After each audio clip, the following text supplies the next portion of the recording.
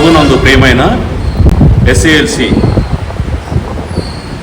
సంఘ సభ్యులకు, సంఘ కమిటీ వారికి హృదయపూర్వకమైన వందనాలు. గడిచిన ఆదివారము గూడూరు ప్రాంతంలో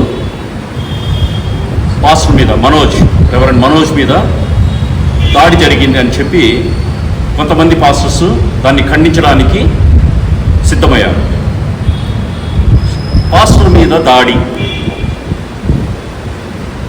పాస్టర్ మీద కానీ క్రైస్తవుల మీద కానీ అది దాడి జరిగిందంటే బయట వారు అన్యమతస్థులు చేస్తే దాన్ని దాడి అంటారు. సంఘ సభ్యులే దాడి చేశారంటే ఎందుకు చేశారు, ఏ కారణం చేత చేయవలసి వచ్చింది అనేది మనం ముఖ్యంగా గమనించాలి.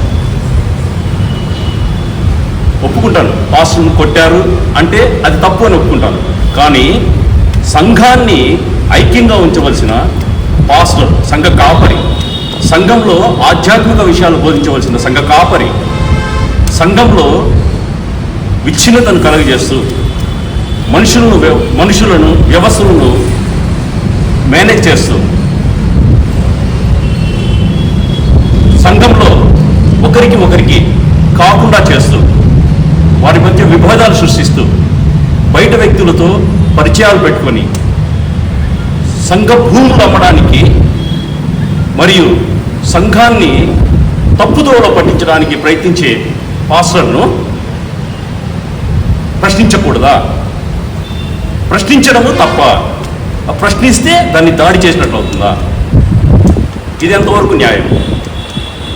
ఇదే కోడూరు సంఘంలో సంఘ కాపరి ఇంటి మీదకి దాడి చేసి వీరుబాటలతో కొట్టినప్పుడు ఈ సంఘ కాపరులంతా ఎక్కడికి వెళ్ళారు? సంఘ కాపరి యొక్క భార్యను నడి రోడ్డు మీద కొట్టినప్పుడు ఈ సంఘ కాపరులు అంతా ఎక్కడికి వెళ్ళారు? దాడి చేయడం అంటే అది, ఆ దాడిని ఖండించిన వాళ్ళు ఇది దాడి జరగని దాన్ని దాడి అని చెప్పి ఒక సృష్టీకరించి దాన్ని ఎక్స్పోజ్ చేసుకొని యూట్యూబ్లో, ఫేస్బుక్లో పెట్టుకోవడం అనేది ఎంతవరకు సబబు?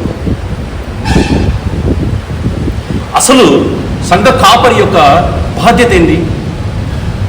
నువ్వు అసలు ఎందుకు వచ్చావు సంఘానికి? సంఘంలో నువ్వు సేవ చేయడానికి, దేవుడి సేవ చేయడానికి. సంఘ కాపరియే సరిగా లేనప్పుడు సంఘ సభ్యులు ఎలాగూ ఐక్యంగా ఉంటారు?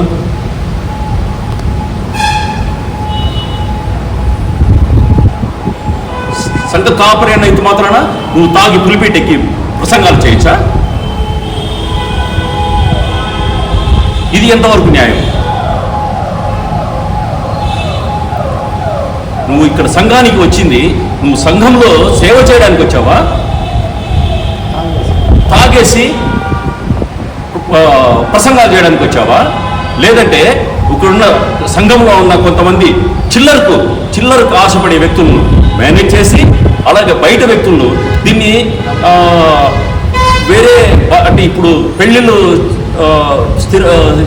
ఒకటి చేసే వాళ్ళని ఏమంటారంటే ఏదో మీడియేటర్ అంటారు. అంటే తెలుగులో నాకు సరైన పదం అంటే దీన్ని ఏమంటారు? బ్రోకర్. అంటే మీరు సంఘ కాపరిగా ఉండవలసిన నువ్వు బ్రోకరిజం చేస్తున్నావా? సంఘానికి సంబంధించిన ఆస్తులు బయట వ్యక్తులకు అమ్మడానికి నువ్వు బ్రోకరిజం చేస్తున్నావా? ఇది ప్రశ్నించకూడదా? ఇది ప్రశ్నిస్తే పాస్టర్ మీదకి దాడి అవుతుందా? కొన్ని వేల ఎకరాలు, కొన్ని వేల కోట్లు విలువ చేసే హెచ్ఎం హై స్కూల్ గ్రౌండ్ను, మామిడికాయల మండి దగ్గర ఉండే ఒక సోప్ ఫ్యాక్టరీ ఉండే కృపాపల్లిని, వీటిని అన్నింటినీ అనామత్తుగా ఆనాడు ఎక్కడి నుంచో విదేశాల నుంచి వచ్చిన జర్మన్ ధరలు సంపాదించిన ఆస్తులను మీ నల్ల ధరలు బ్రోకరేజం చేసి మీరు అమ్ముతారా? ఇది ఎంతవరకు సమాజం? ఎక్కడికి వెళ్ళాయి? కొన్ని వేల కోట్లు మీరు అమ్ముకున్నారు. ఏం చేశారు కోడూరుకు? మీరు ఏమిచ్చారు? మీరు కోడూరుకు పాస్టర్ జీతం ఎంత? ఈ కాలం ఉండే పాస్టర్లకు ఎక్కడి నుంచి వచ్చింది? బంగ్లాలు ఎక్కడి నుంచి వచ్చాయి? కార్లు ఎక్కడి నుంచి వచ్చాయి? మీ పిల్లలు ఎందుకు ఎక్కడి నుంచి వచ్చింది మీ పిల్లలు ఫారెన్లో చదవడానికి? మీ జీతం ఎంత?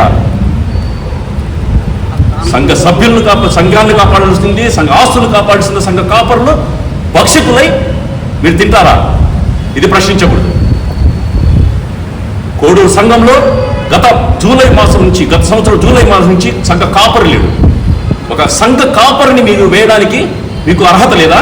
మీ చేత కాదా? ఒక సంఘ మంచి కాపరిని వేయండి అని అడిగితే వేయకుండా, గత కాలంలో హెచ్ఎం హై స్కూల్ గ్రౌండ్ నమ్మిన సంఘ కాపరిని మళ్ళీ తీసుకొచ్చి అతని ద్వారా మళ్ళీ అతన్ని కోడూరులో మళ్ళీ పోస్టింగ్ వేసి ఉన్న ఏదో కొద్ది గొప్ప ఆస్తులు ఉంటే వాటిని అమ్మడానికి మీరు ప్రయత్నిస్తారా? ఇది మేము ప్రయత్నించకూడదా? కోడూరులో రచ్చలు సృష్టించడానికి మీరు వస్తున్నారా? ఇంకొకడు కోడూరు సంఘస్థులు నా మాట వినకపోతే తాట తీస్తానంటాడు. నేను ఈ ఫేస్బుక్ మూలంగా, దీని మూలంగా చెప్తున్నాను, ఏయ్ కబడ్దార్, నువ్వు నా తోలు వచ్చడం కాదు, మా కోడూరు సంఘం జోలికి వచ్చినావు అనుకో, నీ నరంలో పైపు పెట్టి మొత్తం బ్లడ్ లాగేస్తాను నేను. కబడ్దార్, నేను మాటలు చెప్పే వ్యక్తిని కాదు. గత 9 సంవత్సరాల వెనక్కి వెళ్ళు. ప్రకాష్ అనే వ్యక్తి నీకు ఫోన్ చేశాడు, ఏం మాట్లాడాడు గుర్తుపెట్టుకో. నువ్వు మా తోలు తీయడం కాదు, కోడూరు సంఘానికి తోలు తీయడం కాదు, నీ ఒంట్లో ఉండే రక్తాన్ని తీసి బయట పెడతాను నేను.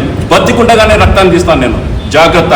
కోడూరు సంఘం జోలికి వచ్చినా, కోడూరు సంఘ ఆస్తుల జోలికి వచ్చినా ఎవడిని కూడా వదిలే ప్రసక్తి లేదు. ఎవడిని కూడా వదిలే ప్రసక్తి లేదు. ఈ సంఘానికి ఇంతకు ముందు ఇక్కడ ఎవరైతే సంఘానికి సేవ చేశారో, అలాగనే ఎవరైతే లోకల్లో ఉన్నారో ఆ పాస్టర్స్ మాకు వద్దు. మేము ఎవరినైతే కోరుకుంటున్నామో ఆ పాస్టర్ మాత్రమే ఇక్కడికి రావాలి. లేదు కాదు అన్నారంటే ఇక్కడ జరిగేది దాడి కాదు, తరిమి కొడతాము. అడ్రస్ లేకుండా చేస్తాము. కోడూరు నడిబొడ్డులో నిలబెట్టి మానాన్ని తీస్తాము. మీరు చేసిన అక్రమాలు కడుగుతాం మేము. జాగ్రత్త. కోడూరు సంఘాన్ని నాశనం చేసినారు మీరు. ఎవరికి ఇచ్చినారు మీరు? ఇన్ని వేల కోట్లు ఎవరికి ఇచ్చినారు? 163 సంవత్సరాల చరిత్ర గల ఈ చర్చి కూలిపోవడానికి సిద్ధంగా ఉంది, రాలిపోతా ఉంది పైనుంచి. ఏం చేస్తున్నారు మీరు? ఎన్ని లక్షలు ఇచ్చారు? ప్రశ్నించకూడదు, ప్రశ్నిస్తే దాడి. ఎంతకాలము? ఆ కాలం పోయింది. మీరు టీపై మీద 500 పెడితే జోబులో పెట్టుకొని డాబాలో పోయి మందు తాగిపోయే వాళ్ళ కాలం పోయింది. ఇక్కడుండేది ప్రశ్నించడానికి నిలబడ్డాము, ప్రశ్నిస్తాము.